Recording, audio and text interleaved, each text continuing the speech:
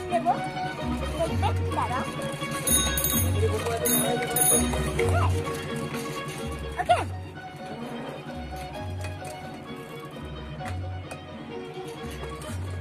আমি আগে বাঁ দিকে পেছন দিক থেকে ঘুরিয়ে দিতাম আর কি।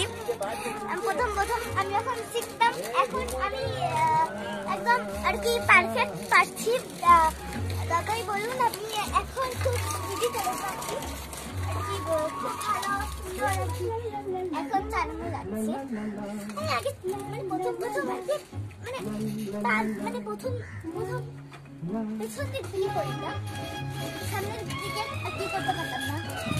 এখন আর কি পারফেক্ট হচ্ছে।